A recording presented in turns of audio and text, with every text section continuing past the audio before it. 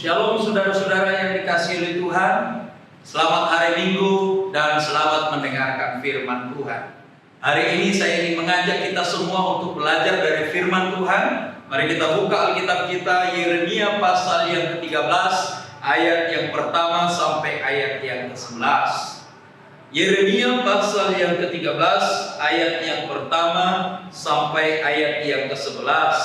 Demikian firman Tuhan.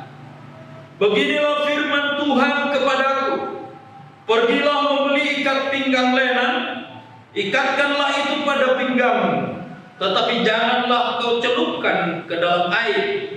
Maka aku membeli ikat pinggang seperti yang difirmankan Tuhan, lalu mengikatkannya pada pinggangku.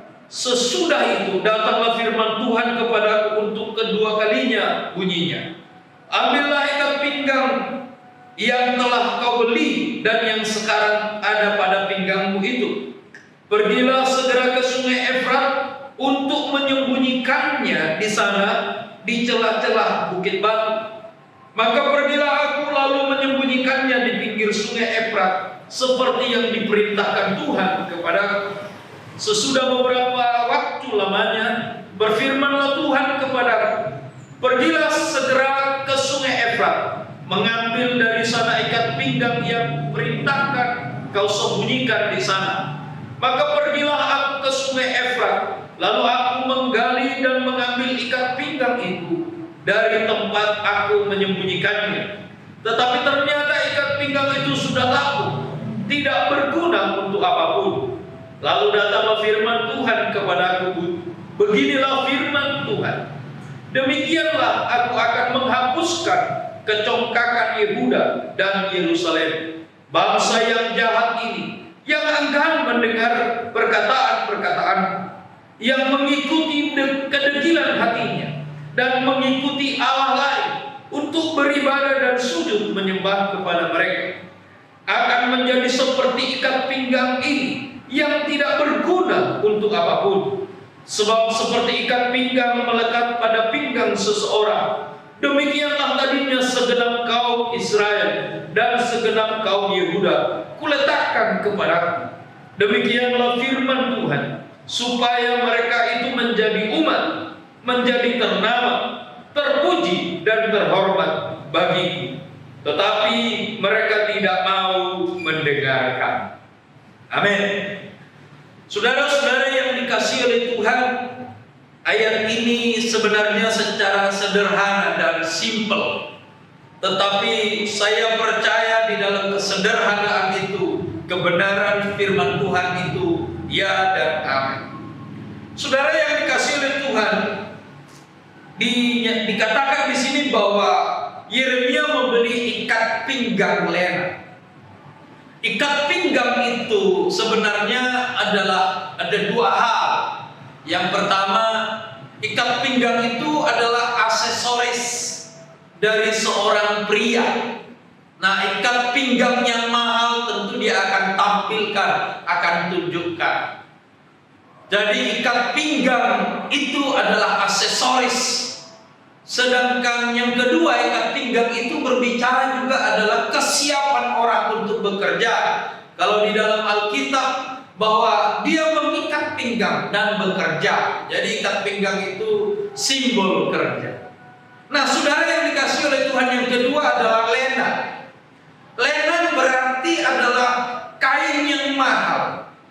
Itu berbicara kemewahan dan harga yang mahal.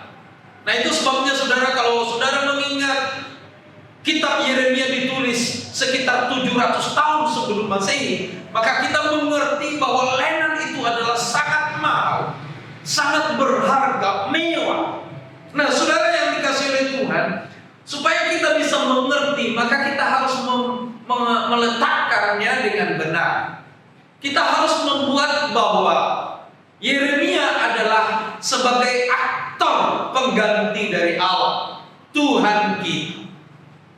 Sedangkan ikat pinggang lenan itu adalah orang Israel dan bangsa Yehuda. Nah, waktu ikat pinggang itu baru berbicara tentang orang Israel dan orang Yehuda waktu melekat di pinggangnya Tuhan. Tetapi kemudian ketika ikat pinggang itu diambil dan disembunyikan di tepi sungai Efrat, itu berarti ketika orang Israel dan orang Yehuda memilih ilah yang lain, memilih Tuhan yang lain. Jadi ketika mereka meninggalkan Tuhan, mereka menjadi lapuk dan tidak berguna. Jadi sebenarnya saudara yang dikasih oleh Tuhan, ayat ini sangat sederhana. Ayat ini sebenarnya sangat simpel. Kalau kita anak Tuhan, ada di pinggangnya Tuhan, tidak memilih ilah yang lain, maka kita akan seperti kain lenan yang mahal itu. Mahal, mewah, berharga di mata Tuhan. Tapi ketika kita meninggalkan Tuhan, ketika kita memilih ilah yang lain, maka kita akan menjadi sama seperti lenan tadi yang sudah menjadi lapuk tadi. Saudara yang dikasih oleh Tuhan, bahwa ini adalah secara simpel. Saya ingin sampaikan kepada saudara sekali lagi, bahwa ketika kita di hadapan Tuhan, kalau kita melekat kepada Tuhan, maka kita akan menjadi orang kebanggaan, aksesoris yang dibanggakan oleh Tuhan. Karena itu saudara yang dikasihi oleh Tuhan, firman Tuhan pada malam hari ini, kita ingin menjadi orang yang dekat dengan Tuhan. Saya ingin mengajak kita untuk melihat sebuah contoh. Contoh di mana ketika orang Israel itu, ketika kita dekat dengan Tuhan, maka kita akan menjadi aksesoris kebanggaan dari Tuhan. Mari kita buka kitab Daniel, pasal yang pertama, ayat yang ke-8. Daniel pasal yang pertama, ayat yang ke-8, dan kita nanti akan membaca mulai ayat yang ke-17 sampai ayat yang ke-21. Daniel pasal yang pertama, ayat yang ke-8. Daniel berketetapan untuk tidak menajiskan dirinya dengan santapan raja dan dengan anggur yang biasa diminum raja. Dimintanya lah kepada pemimpin pegawai istana itu supaya ia tak usah menajiskan dirinya. Ayat 17. Kepada keempat orang muda itu Allah memberikan pengetahuan dan kepandaian tentang berbagai-bagai tulisan dan hikmah. Sedang Daniel juga mempunyai pengertian tentang berbagai-bagai penglihatan dan mimpi. Setelah lewat waktu yang ditetapkan raja bahwa mereka sekalian harus dibawa menghadap, maka dibawalah mereka oleh pemimpin pegawai istana itu ke hadapan Nebukadnezar. Raja bercakap-cakap dengan mereka, dan di antara mereka sekalian itu tidak didapati yang setara dengan Daniel, Hanania, Misai, dan Asari. Maka bekerjalah mereka itu pada raja dalam tiap-tiap hal yang memerlukan kebijaksanaan dan pengertian. Yang ditanyakan raja kepada mereka, didapatinya bahwa mereka 10 kali lebih cerdas daripada semua orang berilmu dan semua ahli jampi di seluruh kerajaannya. Daniel ada di sana sampai tahun pertama pemerintahan Kores. Saudaraku yang dikasihi oleh Tuhan, bahwa ayat yang ke-8 menjelaskan bahwa Daniel tidak mau menajiskan diri untuk makan makanan yang biasa diberikan oleh raja. Sebab dia ingin menjaga dirinya untuk tetap hidup di dalam Tuhan. Dia ingin menjaga hidupnya tidak boleh jauh daripada Tuhan. Itu sebabnya untuk makanan saja dia sangat menjaga kesucian. Karena itu dia mengatakan kepada pegawai itu bahwa dia tidak mau menajiskan diri untuk makanan. Dan saudara tahu hasilnya adalah bahwa ayat yang ke-18 dan seterusnya berbicara bahwa Daniel dan teman-temannya memiliki kepintaran 10 kali lipat daripada orang-orang pintar yang ada di Babel. Dan ayat 17 menjelaskan itu adalah karena Tuhan memberikan. Kenapa saudara? Karena mereka memilih untuk tetap ada di pinggangnya Tuhan. Mereka memilih untuk tetap mengikut Tuhan. Mereka tidak mau memilih ilah yang lain. Karena itu kalau saudara melihat dalam bagian ini, hasilnya adalah Tuhan memberikan kepintaran 10 kali lipat bagi mereka. Nah, saudara yang dikasih oleh Tuhan, kalau kita melihat kepada Daniel pasal yang kedua, di dalam Daniel pasal yang kedua itu dijelaskan bahwa Raja Nebukadnezar bermimpi. Mimpi yang kita mengerti tentang patung yang besar. Patung di mana kepalanya emas, dadanya terbuat dari perak dan seterusnya, yang pernah dimimpikan oleh Nebukadnezar. Tapi yang menjadi aneh dalam bagian ini adalah yang ingin saya sampaikan, bahwa ada yang bernama Raja Nebukadnezar ingin mengerti mimpinya, tetapi dia tidak mau memberitahukan apa yang menjadi mimpinya. Itu sebabnya bagi saya firman Tuhan ini menjadi aneh.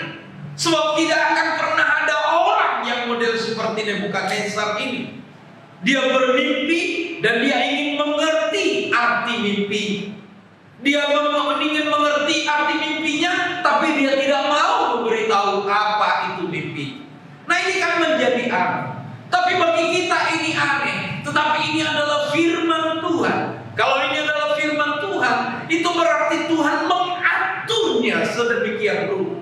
Berarti saudara yang dikasih oleh Tuhan, Tuhan memang sengaja membuat raja yang model seperti ini. Tuhan memang sengaja membuat Nebukadnezar modelnya seperti ini. Nah, pertanyaannya adalah untuk apa? Nah, saudara yang dikasih oleh Tuhan, saya ingin menjelaskan kepada saudara, untuk apa? Karena Tuhan ingin membuktikan bahwa Daniel adalah orang yang hebat, lebih daripada orang-orang yang ada di kerajaan Babel.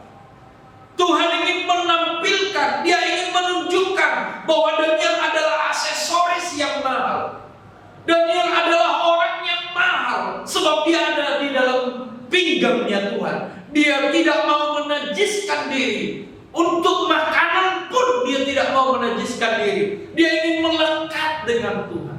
Dan itu sebabnya saudara, kalau kita melihat di Daniel pasal yang kedua ini menjadi sesuatu yang aneh. Tetapi saya ingin jelaskan kepada saudara, ayat ini terjadi supaya Tuhan ingin menunjukkan bahwa Daniel adalah aksesoris yang mahal, yang berharga di mata Tuhan. Tidak ada orang yang sama dengan seperti Daniel ini. Saudara yang dikasihi oleh Tuhan, kalau kita maju lagi kepada pasal yang keempat. Kalau pasal yang ketiga itu mengenai Sadrak, Mesak, dan Abednego, di mana mereka masuk ke dalam perapian. Tetapi saya ingin menampilkan tentang Daniel, aksesoris yang mahal itu. Karena itu kita melompat kepada pasal yang keempat. Nah, di pasal yang keempat itu ada seorang raja juga yang bermimpi. Raja Nebukadnezar yang bermimpi tentang pohon yang besar. Nah, sebenarnya pasal 4 ini adalah kesaksian dari seorang raja, di mana waktu itu dia bermimpi dan dia ingin mengerti mimpinya itu. Dia beritahu mimpinya itu kepada seluruh orang pintar, orang bijak yang ada di Babel. Tapi tidak ada seorang pun yang bisa mengerti apa artinya mimpi. Itu sebabnya ketika itu maka hanya Daniel yang bisa memberikan arti daripada mimpi. Saudara bisa melihat, saudara bisa mengerti mengapa kitab Daniel itu begitu luar biasanya ditampilkan oleh Tuhan Daniel. Sebab Tuhan ingin menyatakan kepada semua orang, terutama kepada kerajaan Babel, bahwa Daniel adalah aksesoris yang mahal. Bahwa Daniel orang yang memilih untuk melekat dengan Tuhan. Daniel yang memilih untuk tidak menajiskan diri. Daniel yang memilih untuk tetap melekat kepada Tuhan. Dia tidak mau memilih ilah yang lain. Maka Tuhan menampilkan dia menjadi orang yang sangat luar biasa. orang yang sangat hebat, tidak ada tandingannya. Nebukadnezar memberi nama bagi dia Belsasar, sama dengan nama yang paling tinggi bagi Belsasar, dewa yang paling tinggi bagi Belsasar, bagi Raja Nebukadnezar adalah Belsasar. Itu sebabnya saudara, bagi Nebukadnezar, Daniel itu sama dengan dewa. Kenapa saudara? Karena memang tidak ada orang yang sama seperti ini. Saudaraku yang dikasihi oleh Tuhan, ketika kita memilih untuk melekat kepada Tuhan, maka kita akan menjadi seperti Lena. Ketika kita memilih untuk hidup dekat dengan Tuhan, untuk hidup bersama-sama dengan Tuhan, maka kita adalah bangsa yang besar, bangsa yang mulia, orang yang diberkati oleh Tuhan. Firman Tuhan berkata, kamulah terang dunia, kamulah garam dunia. Orang yang melekat kepada Tuhan, orang yang sudah diciptakan baru, orang yang sudah lahir baru, seharusnya adalah terang dunia yang beda daripada yang lain. Nah saudaraku yang dikasihi oleh Tuhan, kalau kita masuk lagi ke pasal berikutnya, pasal yang kelima, Kitab Daniel pasal yang kelima, jelas kita melihat di sana ada sebuah peristiwa dari seorang raja yang waktu mabuk-mabukan di istananya, dan dia memakai alat-alat yang biasa dipakai di ruang Maha Kudus, di ruang kudus orang-orang penyembahan orang-orang Israel atau di bait suci. Waktu dibawa ke Babel, dia pakai untuk mabuk-mabuk di sana. Maka raja itu melihat sebuah tangan yang sedang menulis di dinding. Kita mengerti dan kita sangat tahu bahwa tulisan itu adalah Mene Mene Tekel Uparsin. Tetapi yang saya ingin jelaskan di sini adalah sebuah hal yang aneh, di mana Tuhan berbicara kepada Raja Babel waktu itu, Raja Belsasar. Raja Belsasar waktu itu, Tuhan ingin berbicara kepada dia dan menulis di dinding. Yang aneh bagi kita adalah bahwa Raja Belsasar tidak bisa membaca tulisan ini. Tuhan berbicara kepada Belsasar, tetapi Belsasar tidak mengerti kata-kata itu. Dan jelas pasal yang kelima menjelaskan bahwa tidak ada seorang pun yang bisa membaca tulisan yang ada di dinding itu. Dan hanya Daniel yang bisa membaca tulisan di dinding itu. Saudara yang dikasihi oleh Tuhan, saudara bisa memahami apa maksud dari bagian ini. Saudara bisa mengerti apa yang dimaksud dengan bagian ini. Sebab tidak ada orang berbicara kepada orang tertentu dengan bahasa yang tidak dimengerti. Tetapi seharusnya Tuhan berbicara kepada Belsasar dengan bahasa yang dia mengerti. Bukan Tuhan tidak mengerti bahasa Arab. Tuhan sangat mengerti seluruh bahasa. Bahkan bahasa air mata pun dia mengerti. Saudara yang dikasihi oleh Tuhan, tidak ada satu bahasa pun di dunia ini yang tidak dimengerti oleh Tuhan. Itu sebabnya kalau saudara orang Batak, saudara bisa berdoa dengan bahasa Batak. Kalau saudara orang Jawa, saudara bisa berdoa dengan bahasa Jawa. Tidak harus dengan bahasa yang aneh-aneh. Kalau saudara adalah orang Madura, saudara juga boleh berdoa dengan bahasa Madura. Sebab Tuhan mengerti seluruh bahasa. Tetapi menjadi aneh ketika Tuhan berbicara kepada Belsasar dengan bahasa yang dia tidak mengerti. Hanya Daniel yang bisa mengerti. Apa maksudnya? Sekali lagi, Tuhan ingin menunjukkan bahwa Daniel adalah orang yang pantas ditinggikan. Bahwa Daniel adalah orang aksesoris bagi Allah yang mahal, yang tidak punya saingan di dalam dunia ini. Dia adalah orang yang termahal, orang yang terhebat. Dari mana kehebatan?